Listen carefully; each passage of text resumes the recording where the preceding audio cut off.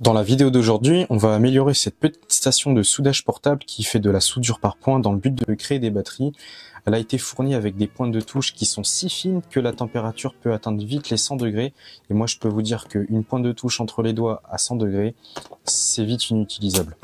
Donc là, le but, ça va être de créer des pointes de touche pour faire de la soudure par points extrêmement solide avec des sections de cuivre qui sont très grosses pour pouvoir améliorer cette machine et fabriquer nos propres batteries.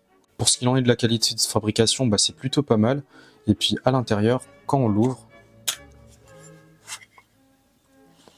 on va avoir une carte électronique qui est de plutôt bonne qualité et on voit que ça fonctionne sur 2 batteries lithium et un circuit électronique qui est plutôt bien construit et assez propre.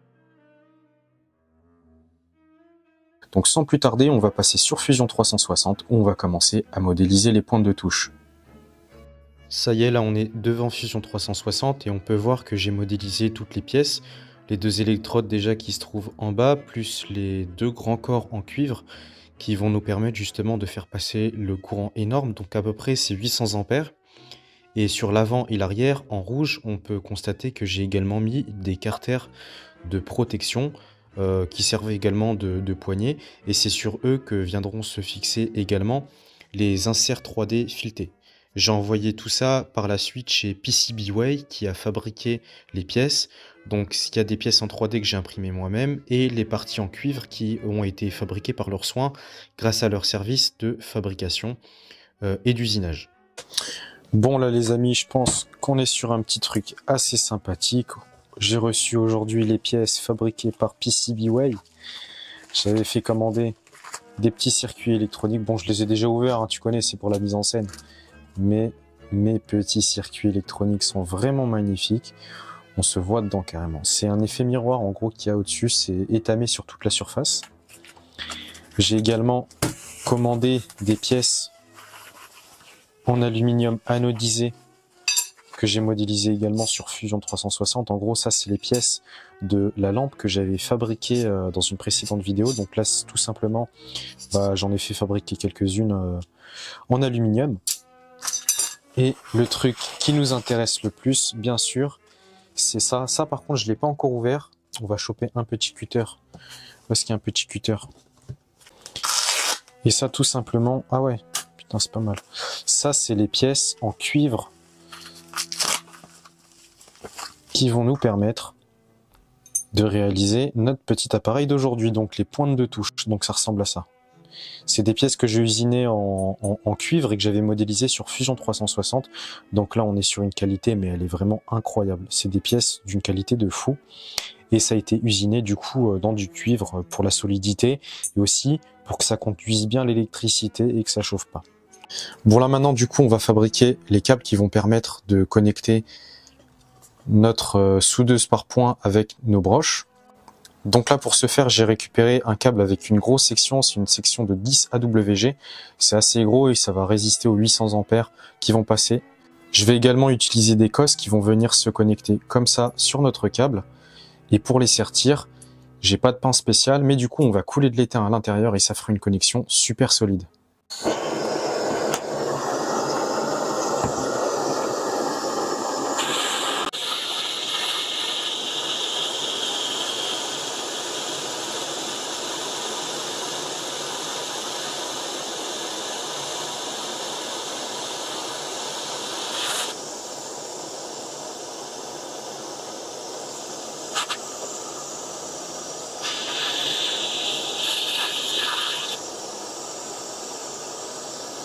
Et voilà, nos petits câbles, ils sont terminés. J'ai également nettoyé les cosses qu'il y a juste ici, donc avec un peu de pâte à polir et tout. Pour fixer ça, du coup, c'est archi simple. On a une petite vis M4 ici, qu'on vient visser dans le pas de vis M4 qu'il y a dessus. On va juste serrer un petit peu avec la main et un petit embout. Donc ici, c'est un embout T15. Je fais pareil sur le deuxième, comme ça. Et là, notre connexion est bien solide, on serrera à la fin. Et déjà là, on a un bon aperçu de ce à quoi ça ressemble. C'est plutôt pas mal là. Donc maintenant, on va mettre le carter de protection qui va se monter en façade juste ici. Et également à l'arrière. Et on terminera par la pose des électrodes qui se posent juste ici. Donc c'est toujours du cuivre, on va garder du full cuivre ici. Et puis même le câble, c'est une lame en cuivre, donc très très solide. Ça va nous permettre de faire une connexion et également une petite poignée qui aura une qualité vraiment top. Donc voilà à quoi ça ressemblera à la fin.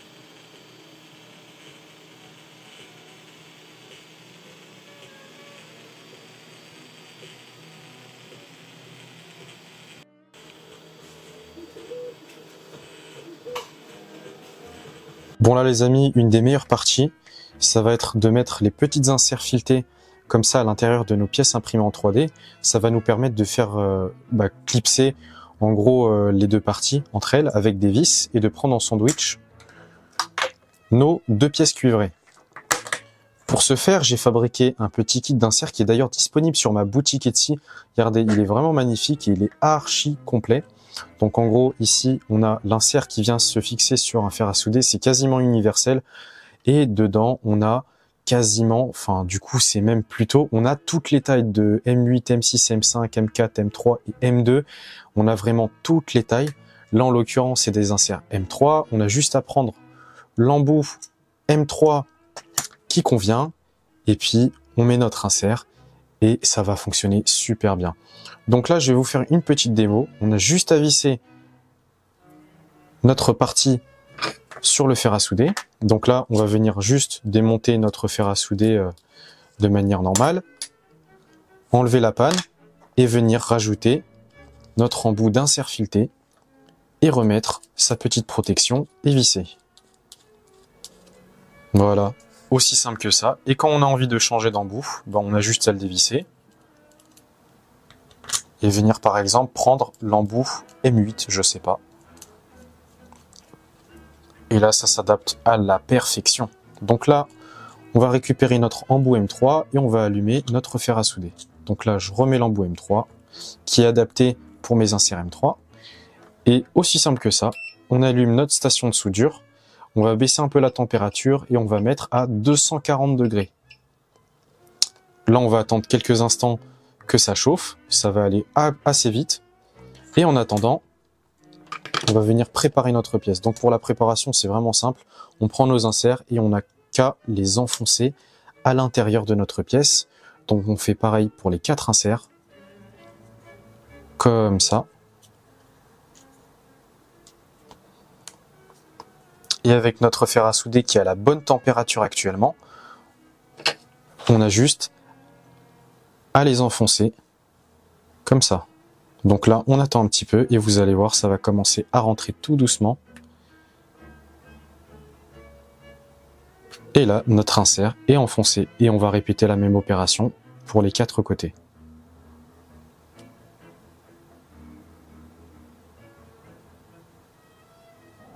Ça y est, on a thermosoudé nos petites inserts à l'intérieur de notre pièce 3D. On va pouvoir assembler et finaliser tout le reste. Pour fixer ça, on va avoir besoin de petites vis M3 qu'on fixe comme ça et qui vont venir traverser la totalité du système. Donc on met celle-là, celle-là. On va mettre celle-ci. Et celle-ci. Et par derrière, la deuxième partie.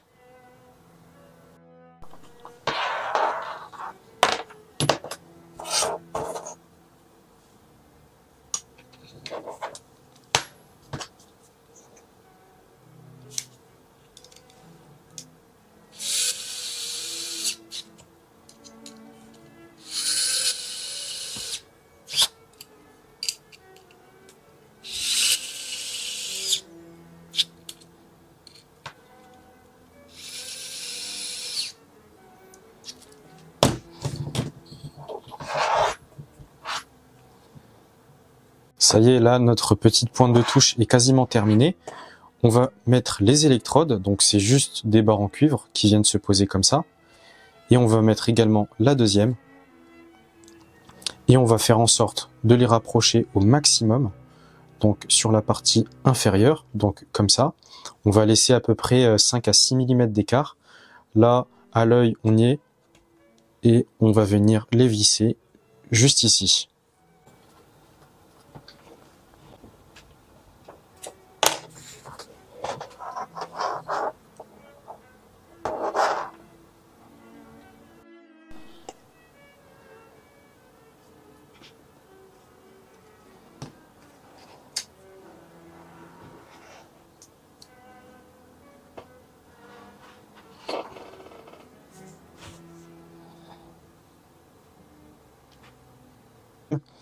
Et là, concrètement, ça ressemble à ça. Donc là, ici, on peut remarquer que nos cosses ne se touchent pas. Donc à ce niveau-là, il n'y a pas de souci. On va également leur ajouter de la gaine thermorétractable pour les protéger, pour les isoler. Et notre tête, du coup, est terminée et on va pouvoir créer nos petites batteries et faire des petits soudages par point. Donc après, on a uniquement à allumer notre appareil et venir à la main faire nos petits pointages. Bon, ça y est, la fabrication est enfin terminée. On va pouvoir essayer. Et pour l'essayer, on va construire une petite batterie de 12 volts qui est composée de supports pour les batteries, de piles lithium-ion 18650, donc ça fait 4,2 volts lorsque c'est chargé. Et on aura besoin également, la base justement qui nous permet de faire ça, ça va être du fil de nickel. Donc ça, c'est ce que vous retrouvez dans toutes les batteries qui sont constituées à base de piles comme ça. Ça permet de les relier. Donc moi, j'en ai déjà coupé des petits morceaux qui ressemblent à ça. Donc c'est tout simplement des petits morceaux pour les relier et les mettre tous en série. Donc première étape, c'est mettre les piles dans le petit compartiment. Donc je l'ai pas précisé, mais le plus c'est cette partie-là et le moins c'est cette partie-là. Donc on va faire ça en série. Donc plus, moins, moins, plus, moins. Ça comme ça. Ensuite la suivante à l'envers et celle qui suit à l'endroit. Donc là, on a juste à relier ces deux parties-là, et entre ça et ça, on aura du 12 volts. Donc là, on va remettre la partie du dessus. Voilà, comme ça. Donc là, on a notre petite batterie qui attend plus qu'à être assemblée. Pour ce faire, on va récupérer nos petits bouts de nickel qu'on va venir positionner comme ça sur la batterie. Et on va venir démarrer notre petite machine. Donc là, elle démarre. Et avec les pointes de touche, en gros, le but, ça va être de pointer 4 points, donc 2 touches à chaque fois, pour pouvoir faire fusionner nos éléments.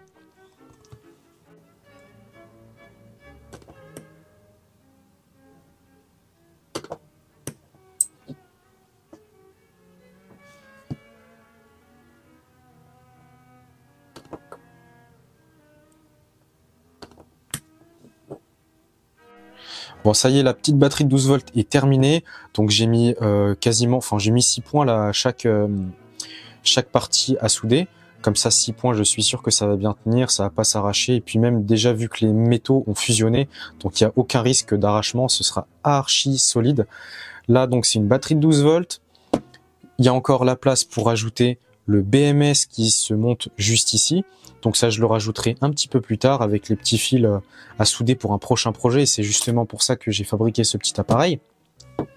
Et toujours dans le même principe, on va fabriquer une batterie de 3,7 volts, donc en gros 4,2 volts quand c'est chargé.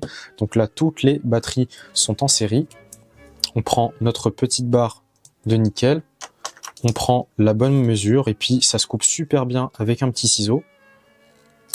Donc voilà, ça se coupe au ciseau et on a juste à positionner et venir tout simplement pointer comme tout à l'heure.